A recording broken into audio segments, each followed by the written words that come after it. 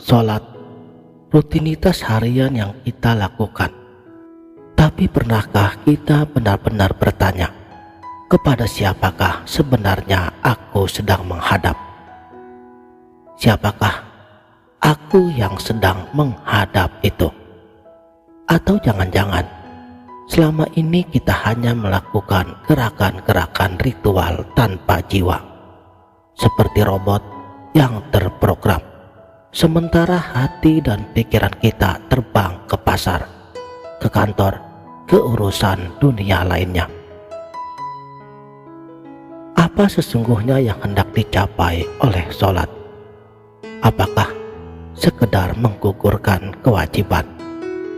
Atau ada perjalanan agung, sebuah revolusi kesadaran tertinggi yang ternyata tersembunyi di sebalik takbir, ruku, dan sujud kita? Salam sang sejati. Sekarang kita akan menyingkap tabir. Kita akan menyelami jauh ke dalam samudra makna sholat, tapi bukan dari sisi fikihnya yang sudah kita hafal, melainkan dari segi hakikatnya.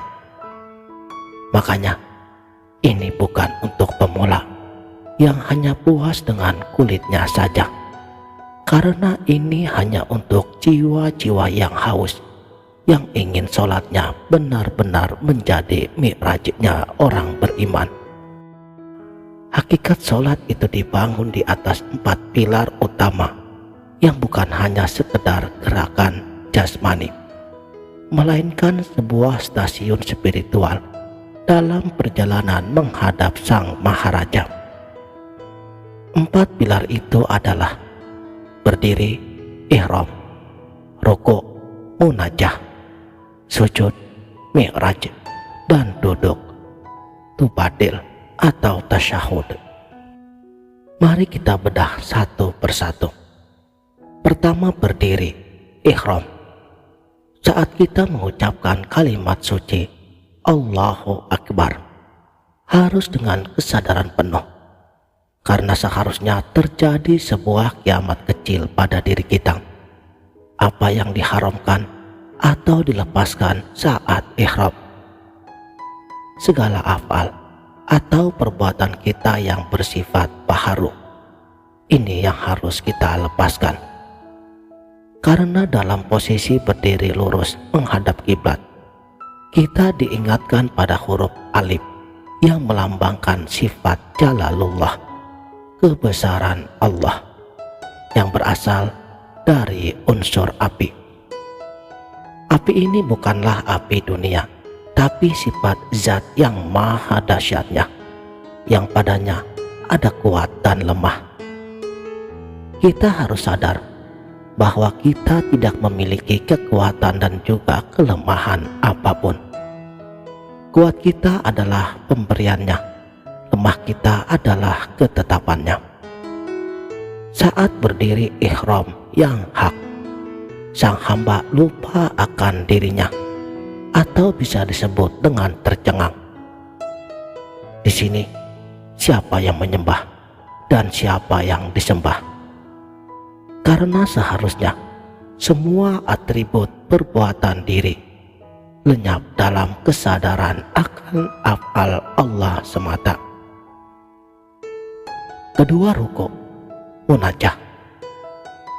Ini adalah posisi berkata-kata adab atau dialog intim.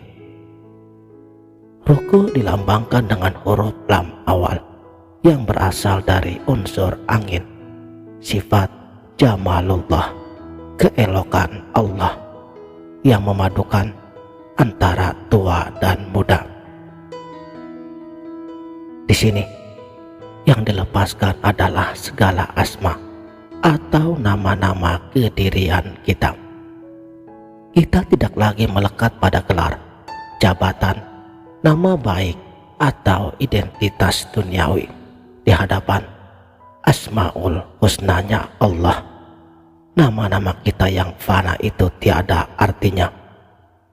Punggung yang rata dalam ruku adalah simbol kerendahan hati secara total, di mana lidah dan hati hanya layak menyebut nama keagungannya, bukan lagi membanggakan nama diri kita.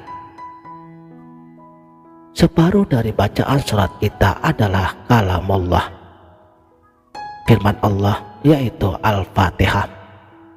Di sana menegaskan bahwa dalam munajat ini, yang berkata-kata sejatinya adalah sang hamba yang telah kosong dari namanya, berbicara dengan Tuhannya. Selanjutnya, yang ketiga, sujud, Mi'raj.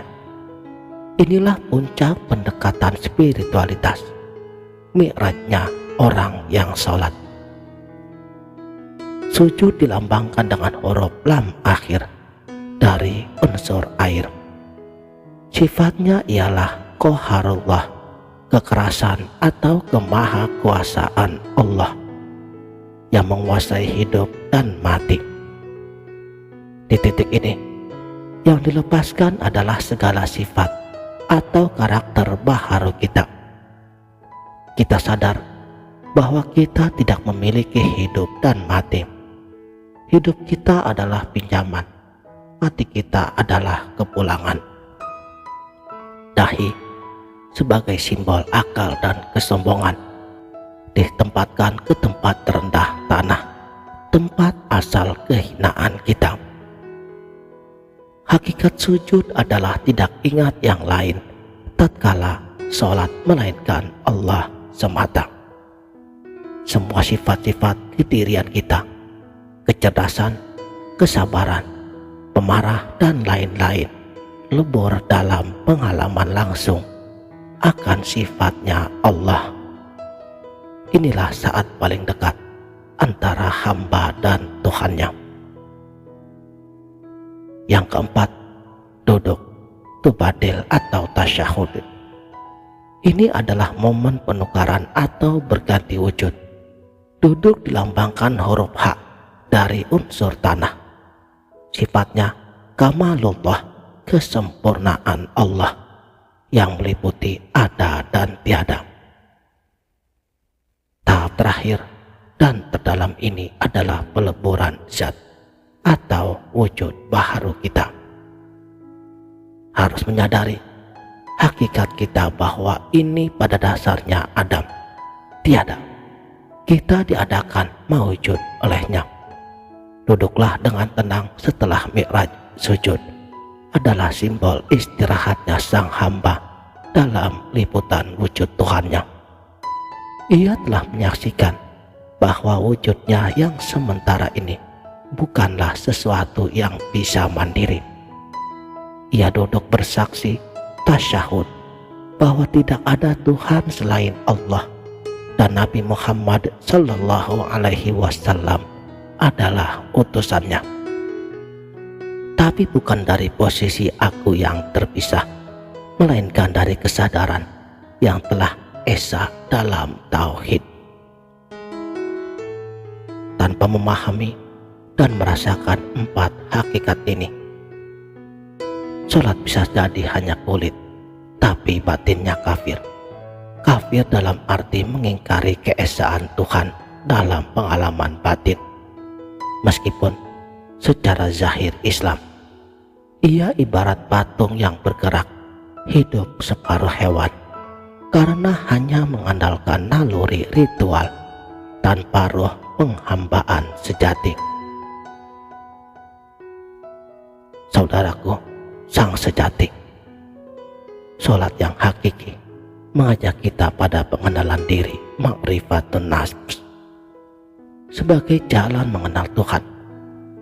Tubuh jasmani kita seperti bumi dengan 7 lapisannya: bulu, kulit, daging, urat, darah, tulang, lemak atau sumsum.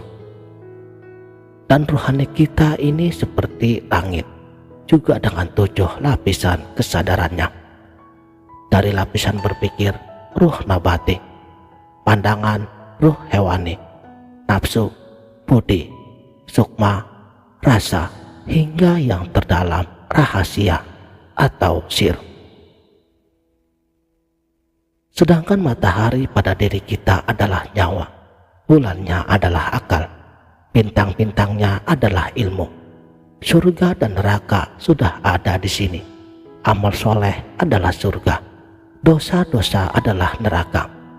Bahkan Baitullah yang sebenarnya menurut penjelasan batin bukanlah bangunan di Mekah, melainkan kolbu, hati spiritualitas kita yang berada di dalam dada. Itulah mengapa ada riwayat bahwa sholat paling afdol adalah yang dilakukan di Baitullahnya sendiri, dalam kekhusyuan total yang tidak diketahui orang lain. Inilah penerapan hakiki dari sabda baginda Nabi kita yang mulia Sallallahu Alaihi Wasallam. Qalbu mukmin Baitullah, hati orang mukmin itulah istananya Allah. Lebih dahsyat lagi, dalam duduk tasyahud akhir, posisi tubuh kita dengan jari telunjuk terangkat bersama alur energi dari kaki hingga kepala sebenarnya membentuk lafal Ahmad atau Muhammad. Setiap gerakan sholat adalah manifestasi dari nama sang Nabi, sang manusia sempurna, insan kamil, yang juga adalah cermin daripada nama Allah. Berdiri, alif sama dengan afal, terkait dengan tubuh syariat. Ruku, lam awal, sama dengan asma, terkait dengan hati dan tarekat. Sujud, lam akhir, sama dengan sifat, terkait dengan nyawa dan hakikat. Duduk, ha, sama dengan zat, terkait dengan ruhani dan makrifat. Jadi, sholat adalah perjalanan lengkap seorang hamba, mulai dari menjalankan hukum lahir syariatullah, melalui penyucian hati tarekatullah, kemudian mengalami kebenaran sejati hakikatullah, hingga sampai pada pengenalan langsung makrifatullah. Semua terangkum dalam rakaat sholat. Sholat syariat, inilah sholat 5 waktu 17 rakaat yang kita kenal. Ia wajib, bersifat lahiriah, dan memperingati siklus kehidupan manusia dari lahir hingga menghadap ilahi. Ini adalah fondasi yang mutlak dan tidak boleh ditinggalkan. Kedua, sholat tauhid atau hakikat. Ini adalah sholatnya hati dan kesadaran. Ia dilakukan dengan zikir qalbu yang tak putus, mengisi waktu luang di antara sholat-sholat syariat. Inilah makna ingat kepadaku dalam setiap keadaan. Sholat ini adalah pengalaman kontinu akan keesaan Allah di dalam batin, di Baitullahnya diri sendiri. Inilah sholat berjamaah yang sejati, di mana seluruh potensi jiwa, nafsu, akal, dan hati bermakmum kepada Nur Muhammad, cahaya kesadaran ilahiyah di dalam diri. Yang ketiga, sholat daim, sholat yang terus-menerus. Ini adalah keadaan di mana seorang hamba telah mencapai makom ihsan, menyembah Allah seolah-olah melihatnya, atau setidaknya merasa diawasi olehnya. Setiap tarikan nafas, setiap detak jantungnya, setiap pandangan mata sudah bernilai ibadah dan kesadaran akan kehadiran ilahi. Inilah sholatnya para kekasih Allah. Demikianlah, terima kasih telah menonton. Salam